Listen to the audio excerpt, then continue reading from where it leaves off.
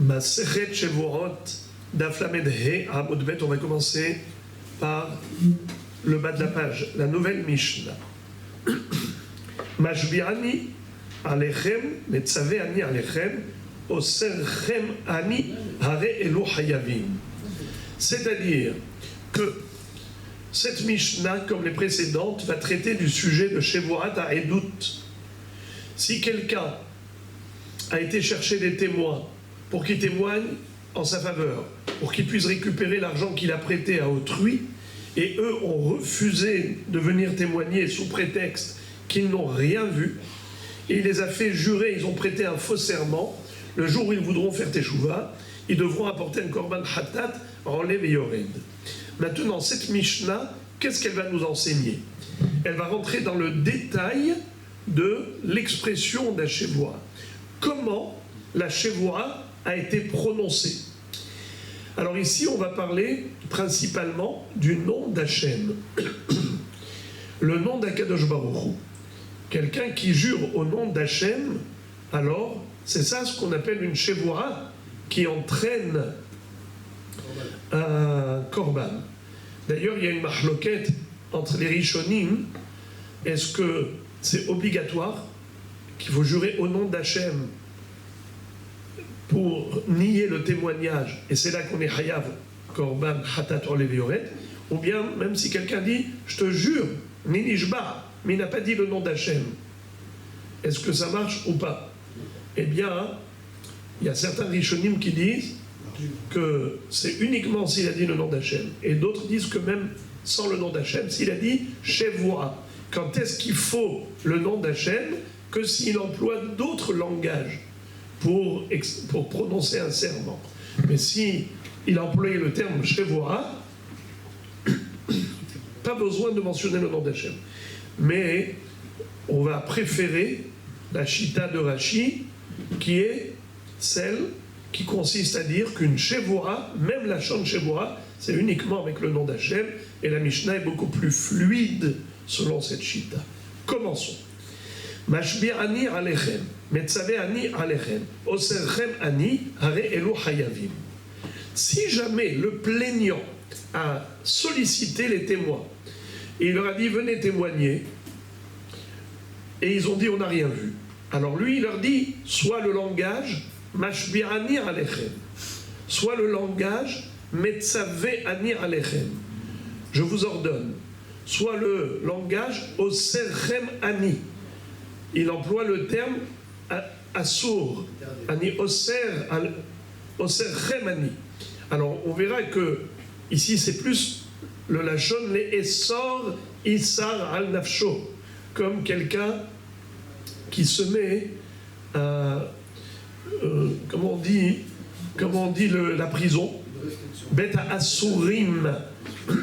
Quelqu'un qui est prisonnier, il est assour, comme quand on attelle la charrue. Alors, on appelle ça les essors et amahabesha. Les essors et amerkava. Alors, oserchem ani, harelu hayavim. Si dans tous ces cas de figure, ils ont prononcé ces termes, il les a fait jurer avec ces expressions, et ils ont nié le témoignage, ils devront apporter korban hatat enlev yored. On verra dans la Gemara quel est le sens de cet enseignement. Est-ce qu'ils ont mentionné le nom d'Hachem ou pas? On verra dans la Gemara. Deuxième partie de la Mishnah. Bashamaim ou ba'aretz, hare elu peturim. Si au lieu de les faire jurer au nom d'Hachem, il les a fait jurer au nom du ciel et de la terre, eh bien ça ne s'appelle pas au nom d'Hachem. Ils sont patours, ils n'ont pas de korban enlev yored à apporter pour avoir prêté ce faux serment, car ce n'était pas au nom de Dieu, c'était au nom du ciel et de la terre. Par contre, s'il les avait jurés, mais Aleph et Dalet. Aleph et Dalet, ce sont les deux premières lettres du Shem Adnut. Baruch Ata Ado. Alors, Shem Adnut, Shmochu, il est Adon Hakol. Ce nom s'écrit avec 4 lettres. la Mishnah nous a donné que 2 sur 4, pour ne pas écrire tout le nom. Et à nous de comprendre qu'on parle de 4 lettres. Alors, il les a fait jurer au nom de la Adnout. Ou bien il les a fait jurer au nom de Yudke. Rachidi, c'est Yudke Vavke. C'est, pour ne pas dire le He, on dit Ke. Yudke Vavke. Le Tosfot Arosh dit que même Yudke, ça suffit. C'est un nom d'Hachem en soi. Mina Metzar Karatiyah, Anani Bamerhabiyah. Mais Shakai, le Shin et le Dalet et le Yud. Ou bien Mitzvahot, il les a fait jurer avec le nom de Tzevakot. Ou bien Hanun, Verahum, Erech Hapaim, Rav Chesed. C'est-à-dire que Hanun, il est miséricordieux, plutôt gratifiant. Rahum, miséricordieux. Erech Hapaim, longanim. Rav Chesed, bienfaisant, bienveillant. Bechol Akinouim, ou bien avec n'importe quel qualificatif par lequel on surnomme Hachem, Hare Elu Hayavim. Eh bien, ça s'appelle qu'ils ont juré au nom d'Hachem et ils sont Hayav Korban Hatat s'ils ont menti en niant le témoignage. Alors, nous avons ici une série de noms d'Hachem, le Aleph et Dalet, le Yudke et le Shakai et Tzevakot, ça fait 4. Tandis que Hanun, Rahum, Erech Hapaim et Rav Chesed, ce sont des surnoms, des qualificatifs d'Hachem. Mais ça ne change pas au niveau du Korban Hatat. On est toujours Hayav, Korban Hatat, s'ils ont juré par l'un de ces noms. La Gemara, plutôt la Mishnah, va dévier du sujet de Shevuat HaEdut et elle va nous parler d'une halakha qui concerne les noms d'Hachem. Hamekallel bechulan hayav, divrei Rabbi Meir, hachamim potrim, c'est-à-dire, vous savez que c'est très grave de blasphémer le nom d'Hachem. Celui qui le fait, les hayav skila. Il y a une histoire dans la Torah d'un blasphémateur dans le désert. Vous vous rappelez l'histoire du blasphémateur, le Mekallel, qui a été lapidé. Alors comment il blasphème? Eh bien, il se sert du nom d'Hachem pour maudire le nom d'Hachem, Chas v'Shalom. D'accord? Il dit que Hachem frappe Hachem. Il y a que Peloni et Peloni. C'est comme ça que Rashi explique ici. Comme si, Chas v'Shalom, qu'il y ait une auto-destruction, Chas v'Shalom, de Kadosh Baruch Hu, Chas v'Shalom. Alors, ce Mekallel, qui a employé le nom d'Hachem pour blasphémer, et Chayav Skila. Maintenant, quel est le din s'il a employé non pas un nom propre d'Hachem, mais un surnom, un qualificatif, comme Rahum, Hanun, Erech Hapaim, Rav Chesed. Alors, c'est une mahloket. Selon Rabbi Meir, il est Hayav Mita, il est Hayav Skila. Selon Hachamim, il est Patour. Ratche Kallel Beshema Miyuhad. Selon Hachamim, c'est uniquement s'il a blasphémé en employant le nom, le Shema Meforash, c'est-à-dire Yudke Vavke, le tétragramme. Ah bon, ce qu'on appelle le Shema Miyuhad. Mais les autres noms, non. Nachon. Uniquement Shema Miyuhad. Troisième halakha, quatrième, pardon. Hamekallel avi ve'imo bechulan hayav. Divrei Rabbi Meir, hachamim potrim. Nous savons qu'il existe également dans la Torah une halakha qui consiste à lapider celui qui a maudit ses parents.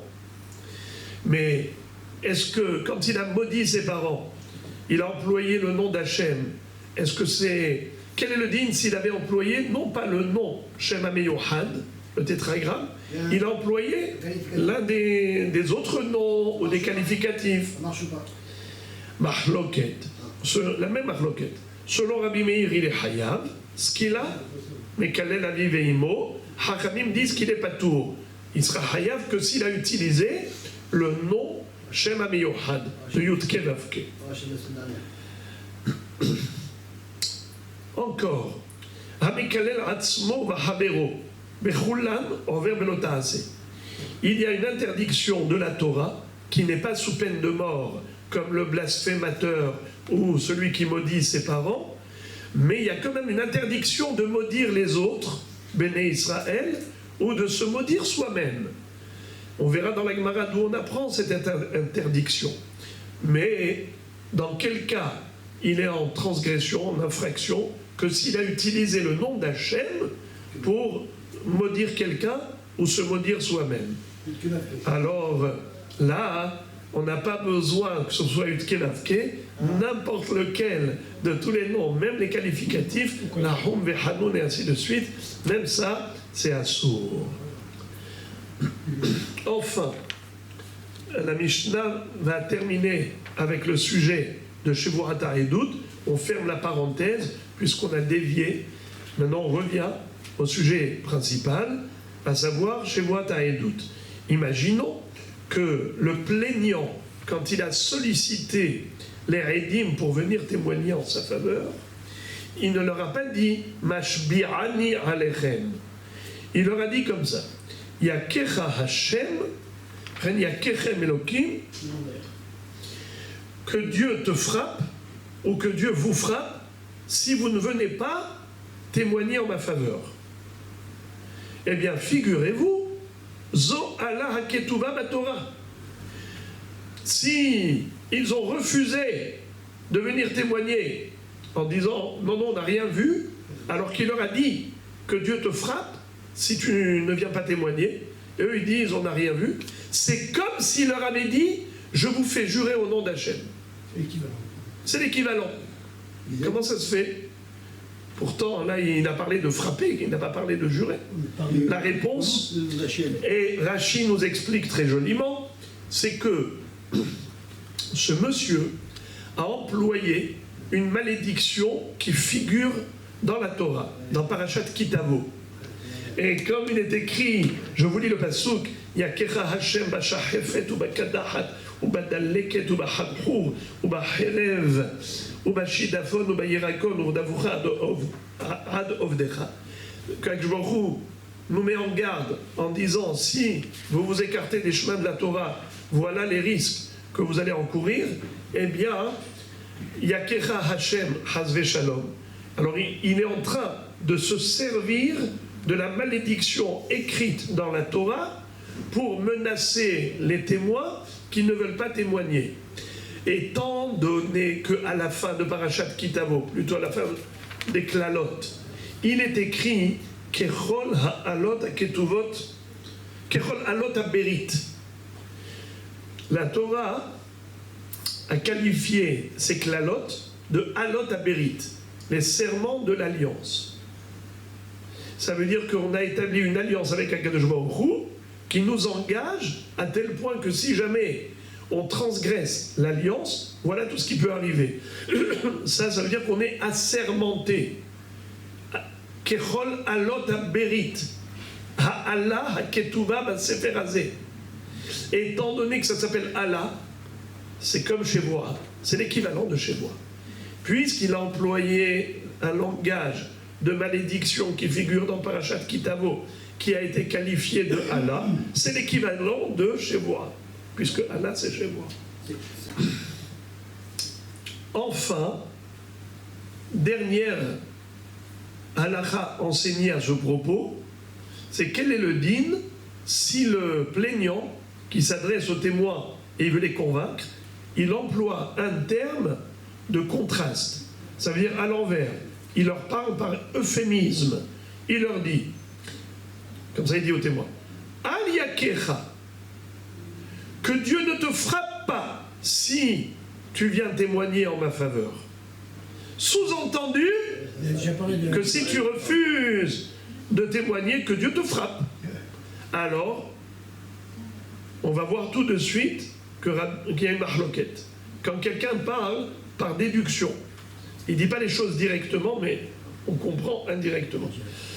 Ou bien, par exemple, il dit « Yevarechecha » que Dieu te bénisse si tu viens témoigner. Sous-entendu que si tu refuses, qu'il te maudisse. « Yetiv lecha » que Dieu t'offre le bonheur si tu viens témoigner. Sous-entendu que si tu refuses, ce sera le malheur. Alors Rabbi Meir, mais Hayev. S'ils ont dit oui, oui, oui, on n'a rien vu, c'est-à-dire ils ont acquiescé, ils ont accepté de s'engager en disant on n'a rien vu. Et alors dans ce cas-là, ils doivent apporter un korban s'ils veulent faire teshuva, comme pour un faux serment. Parce que c'est considéré comme un faux serment. Car Rabbi Meir, il applique quelle règle? Miklala batashomea hen. Qu'est-ce que ça veut dire Miklala batashomea hen? Du non, tu comprends le oui. Et du oui, tu comprends le non. Ça veut dire quelqu'un qui parle même par message subliminal, c'est un message quand même. Quelqu'un qui te dit que Dieu te frappe si tu n'as rien vu, ou bien il dit que Dieu te bénisse si tu viens témoigner en ma faveur, que Dieu te bénisse si tu viens témoigner en ma faveur. Ça veut dire que le contraire pour le contraire, l'inverse pour le contraire, eh bien c'est comme s'il a dit directement. Hachamim potrim. Hachamim disent que non. Ils ne seront pas Hayab Korban, ces gens. Pourquoi? Parce qu'il a parlé par euphémisme. Il n'a pas dit clairement les choses. Il a dit que Dieu te bénisse si tu viens témoigner. Yevarechecha Hashem im ta'ideni. Im ta'idli. Mashma quoi? Mashma que l'inverse. Ne te bénis pas. Alors Rabbi Meir dit Mashma aussi le contraire, pour l'inverse. C'est-à-dire que si tu refuses, alors tu seras maudit. Hachamim disent non. Si tu refuses, il n'y aura pas de bénédiction. Il n'y a pas de malédiction non plus. C'est l'une des explications. Mais il y a ceux qui expliquent plus simplement. C'est qu'ils disent que, admettons que Hachamim soit d'accord avec Rabbi Meir, qu'on peut déduire le contraire pour l'inverse. Admettons. Mais malgré tout, ça ne suffit pas pour le korban. Pour devoir apporter un korban, hatat, en l'éliored, pour Shevuata Edut, mais sheker, il faut que Veshama kol Allah.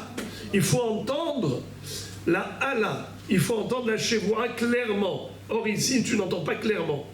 Tu entends quelque chose et de là tu déduis. Eh bien, il n'y a pas de korban à apporter pour une déduction. C'est joli comme explication. Et maintenant, la Gemara va se focaliser sur la première halakha de la Mishnah. Je vous avais dit qu'elle était opaque, elle était floue. On avait du mal à comprendre quel est le sens vraiment. Qu'est-ce qu'il lui a dit? Hein? Qu'est-ce qu'il a dit le bonhomme, le plaignant? Qu'est-ce qu'il a dit au témoin? Selon la... Regardez le début de la Mishnah. Mashbi ani alechem, metzave ani alechem, oserchem ani, hare elu hayavim. Qu'est-ce qu'il leur a dit? Alors, Mashbi ani alechem, c'est clair, net et précis. Il a dit clairement la chose chez moi. S'il leur a dit Metzave ani alechem, je vous ordonne. C'est-à-dire quoi je vous ordonne? C'est un lachon chez moi. Ou encore, Oserchem ani, c'est un lachon chez moi. Pourquoi on a dit qu'ils sont hayavim de korban, mais c'est pas un lachon de chez moi? Maïka Amar. La Gemara demande, mais qu'est-ce qu'il a dit le monsieur qui peut entraîner qui peut entraîner un korban? Mais il n'a pas dit ça au nom d'Hachem. Il n'a pas dit ça au nom d'Hachem. Alors, pourquoi ils sont hayavim korban? Réponse. Amar Rabbi Yehuda, Hachika Amar. Mashbiani alechem bishvoa amora batora. Metzaveani alechem metzava amora batora. Osechem ani beizora amor batora. Qu'est-ce que ça veut dire? Quand vous ouvrez Parashat Matot, là-bas, on nous enseigne les lois des Nedarim et des Shevuot. Il est écrit ainsi: Ish ki dor neder lachem, o hishava Shevuah, le esor isar al nafsho, lo yachel devaro, kechol hayotze mipiv yaase. Alors tu vois ici qu'il y a le lachon Shevuah, et il y a la chose, les Essor Issar al Nafsho. Et tout ça, c'est lié au nom d'Hachem. Ishki dor neder l'Hachem. O Ishava Shevoa, l'Hachem. Les Essor Issar al Nafsho, l'Hachem.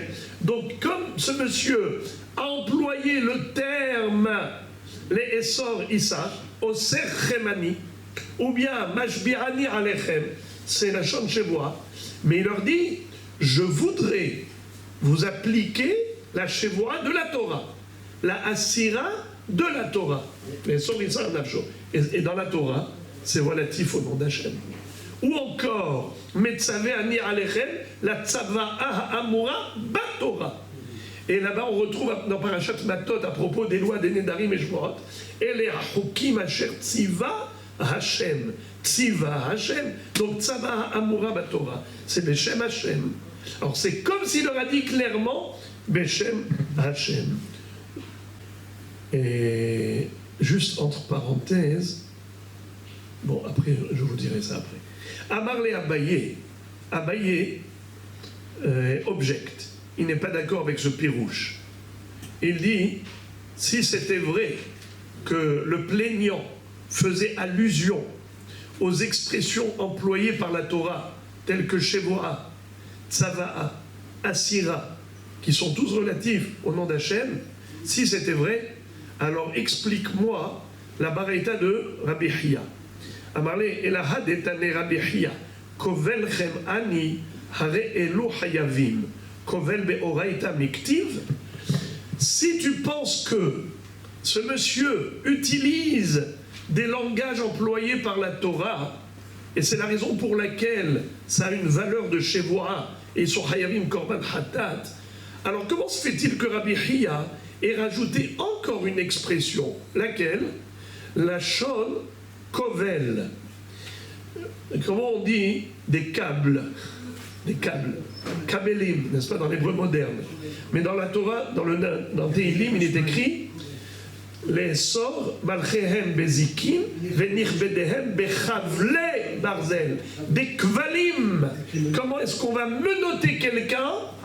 Avec des zikim, azikim, ou bien avec des kvalim, chavle barzel. On met autour des pieds et autour des mains des kvalim. Abaye dit à Rav Yehuda, comment tu peux dire que ces langages sont, en fait, ils ont des références dans la Torah? Ça fait référence à ces mêmes expressions toraïques. Il dit, ce n'est pas possible, car dans la Torah, et surtout dans la paracha de Nedarim ou Shmorot, on ne retrouve pas du tout le lachon des kvalim.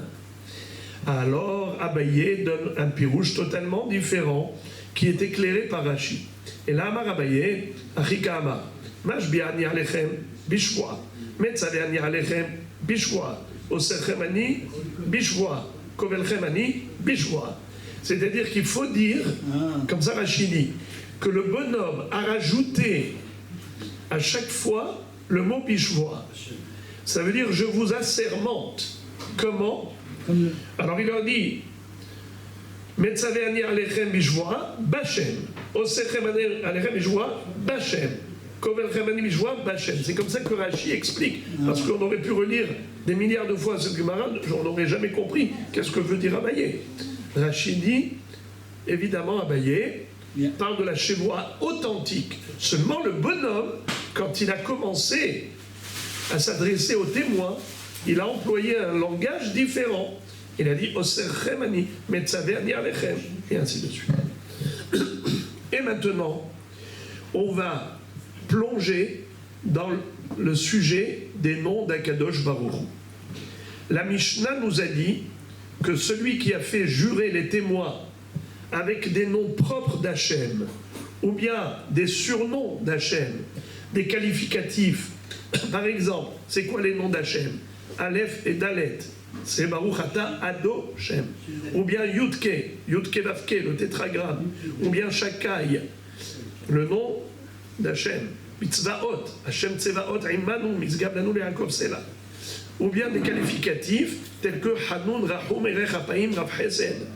Hanoun, qui gratifie, Rahum, le miséricordieux, Erech Hapaim, qui est longanime, Rav Chesed, qui est bienfaisant, qui est bienveillant. La Gemara dit, tout cela, tous ces attributs-là, les mêmera des Hanoun et Rahum, Shemot Ninhu, Veraminu yeshemot shenim hakim, veyeshemot shenam nim hakim. Comment tu peux dire que tout cela sont considérés comme des noms d'Hachem? Pourtant, il y a une baraïta qui nous enseigne qu'il y a des noms d'Hachem qu'on n'a pas le droit d'effacer Et il y a des noms qui ne sont pas considérés comme des noms d'Hachem, c'est juste des qualificatifs et on a le droit de les effacer. D'abord, nous, on apprend l'interdiction d'effacer le nom de Dieu. D'où on apprend, il est écrit dans Parashat Re'eh qu'en rentrant en Israël, on devait détruire la Avodazara et effacer toute trace de Avodazara, même leur nom. Comme il est écrit, Ve'ibadtem et shemam minam makom ahu. Si par exemple il y a un endroit qui porte le nom de Avodazara, vous devez changer le nom. Ve'ibadtem et shemam. On doit effacer le nom d'Avodazara. Tout de suite après, il est écrit Lo ta'asun ken l'Hashem Elohechem. Ne faites pas ainsi au nom de Dieu. Le nom d'Avodazara, vous devez l'effacer, mais surtout pas effacer le nom d'Hachem. Eh bien, là-bas, Raïta nous dit, bien que on n'ait pas le droit d'effacer le nom d'Hachem, mais ça concerne quel nom? Elle, le nom de quel? Elokecha, Elokim, Elokechem, Ehyeh Asher Ehyeh, Aleph et Dalet, le Yud et le He, le Shakai et Tsebaot. Hare Elu en Nimhakin. Aval. Mais par contre, qu'est-ce qu'on peut effacer? Hagadol, Hagibor, Hanora, Haadir, Hahazak, Haamitz, Haizuz, Hanun, Verahum, Erech Hapaim, Verav Chesed, Hare Elu Nimhakim. Donc tu vois que Hanun et Rahum, c'est considéré comme étant un kinouille et pas comme un shem. Ça veut dire c'est pas considéré comme le nom propre d'Hachem, c'est considéré comme un kinouille, comme un qualificatif. D'ailleurs, il n'y a pas d'interdiction d'effacer Rahum et Hanun, parce que c'est pas le nom propre d'Hachem. Alors pourquoi tu as dit que si le plaignant s'est adressé aux témoins et il les a fait jurer au nom d'Akadosh Baruch Hu, et quand on a fait la liste de tous les noms, on a parlé aussi des qualificatifs qui sont des surnoms d'Hachem. Ce n'est pas des attributs qui sont les noms propres. Et pourtant, c'est considéré comme une Shevoa à Amura Batora, Shevoa Bachem. Amar Abaye. Matnitin bemi sheu Hanun, bemi sheu Rahum. Qu'est-ce que ça veut dire? C'est pas qu'il les a fait jurer au nom de Hanun et Rahum. Il les a fait jurer au nom de celui qui est miséricordieux et gratifiant. C'est-à-dire qu'il les a fait jurer au nom d'Hachem. Amar le Rava Iachi b'shamayim ou ba'aretz nami b'mi she'ashamayim ve'aretz shelo ka'amar. Alors pourquoi dans la Mishnah il est dit que si le plaignant a fait jurer les témoins au nom du ciel et de la terre, tu as dit c'est pas considéré comme une shevoa qui peut entraîner un korban hatat olev yored. Mais pourtant tu peux dire que la kavana du bonhomme c'est il est fait jurer au nom de celui qui est propriétaire du ciel et de la terre, qui a créé le cosmos. La Gemara répond, Achi Ashta, tu compares l'incomparable.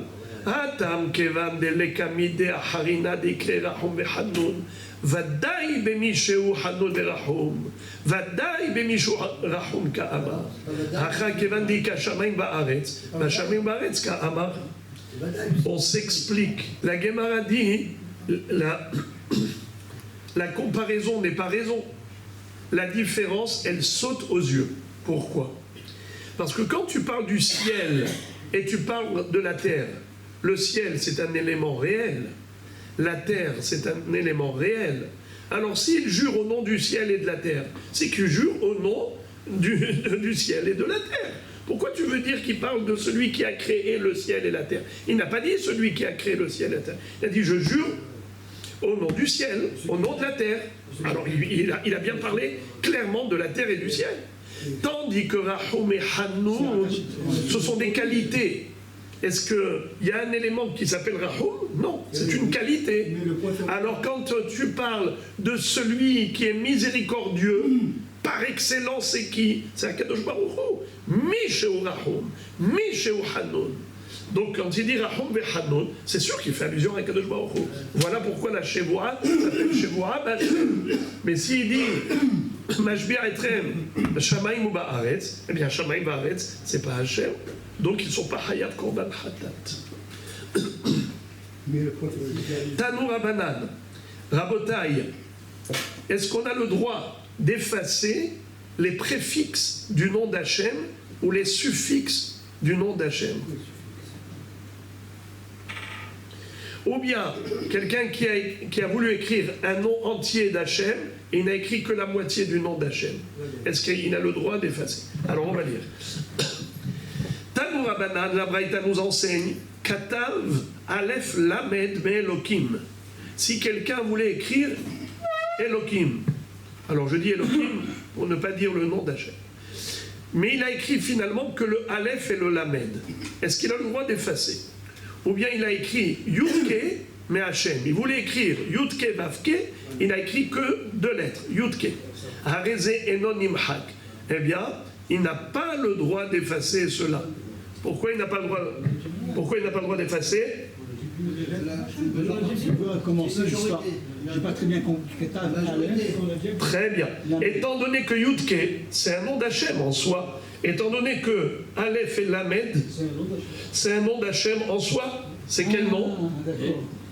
C'est quel nom? Bravo. Nahon. C'est elle, le nom d'Akadosh Baruch Hu. Quel? Quel nom Alila. Shin et Dalet Mishakai. Si quelqu'un voulait écrire le nom d'Hachem, le Shin et le Dalet et le Yud, et il a écrit que Shin et Dalet, est-ce qu'il a le droit d'effacer? Oui, il a le droit. Et il voulait écrire Adnout, les 4 lettres de Adnout, Ado, Shem, mais il a écrit que Aleph et Dalet. Est-ce qu'il a le droit d'effacer? Oui, c'est... Oui. Et il voulait écrire Tsevakot. Il a écrit que le Tzadé et le Bet. Est-ce qu'il a le droit d'effacer? Arezé Nimhak. Étant donné qu'il n'a pas terminé tout le nom d'Hachem, donc ça n'a pas une valeur du nom d'Hachem. Ouais, c'est ça tout le chidouche. Rabbi aussi Omer, Tsevaot, Afilo Kullo Nimhak. Shelo Nikra Tsevaot Ela al Shem Israël, Sheneemar. והוצאתי את צבאותיי את עמי בני ישראל מארץ מצרים. Rabbi aussi n'est pas d'accord pour le nom de Tsevakot. Il dit c'est pas un nom d'Hachem, il dit Tsevaot c'est le Dieu des armées. Akadosh Baruch Hu, il est le Dieu d'Israël, car le peuple juif s'appelle l'armée de Dieu. Comme il est écrit que les Bnei Israël en sortant d'Égypte, Yatzou Tzivot Hashem mais Eretz Mitzrayim. Les Bnei Israël sont sortis d'Égypte, ils ont appelé l'armée de Dieu. Donc c'est pas un nom d'Hachem. Amar Shemuel, en halacha que Rabbi aussi. Shmuel dit l'halacha n'est pas comme Rabbi aussi. Ça veut dire que oui, le nom de Tsevakot, ça a une valeur du nom d'Hachem. Dans le verset, on voit que c'est non. Adonai Tsevaot imanu, Yisgav lanu Elo Yaakov Sela, Adonai Tsevaot Ashrei Adam Boteach Bach. Alors oui, c'est d'après Hachamim, c'est le nom d'Hachem, tandis que pour Rabbi aussi, c'est Hachem Tsevakot, Dieu des armées. Mais l'armée, c'est pas le nom lui-même.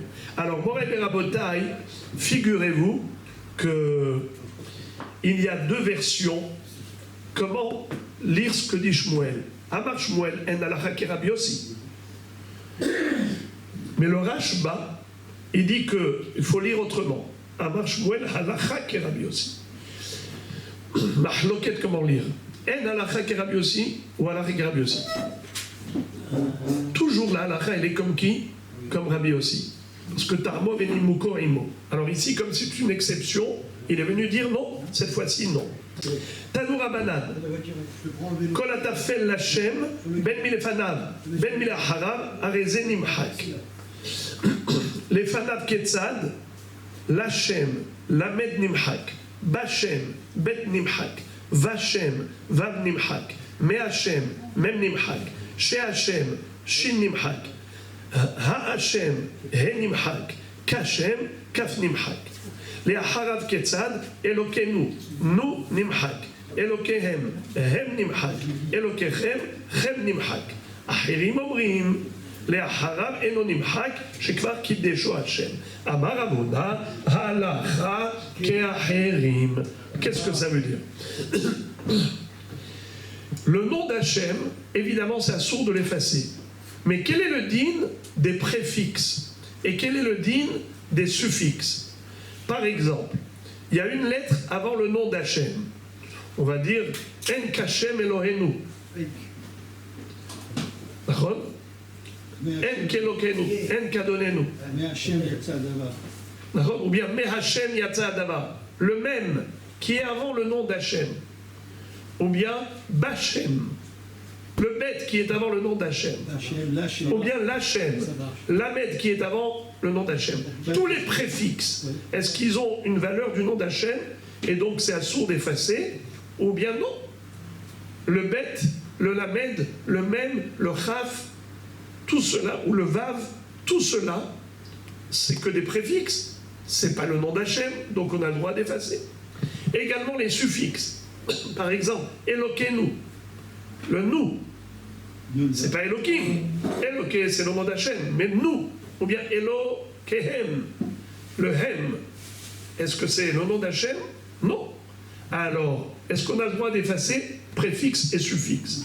Hachamim disent oui, on peut effacer l'avant et l'après du nom d'Hachem. Tandis que Acherim, en général Acherim c'est Rabbi Meir, dit non. Il y a une différence entre suffixe et préfixe. Préfixe, tu peux effacer, suffixe, interdit. Pourquoi? Car quand tu as écrit le préfixe, tu n'avais pas encore écrit le nom d'Hachem, il n'y a pas encore de Kedusha. Mais lorsque tu as déjà écrit le nom d'Hachem et tu lui associes le suffixe, alors lui il a une Kedusha. Alors tu peux effacer l'avant, mais tu ne peux pas effacer l'après. Et la halakha elle est comme qui? Amar Abuna, halakha ke acherim. La halakha elle est comme acherim que avant permis, après assaut. Voilà les amis.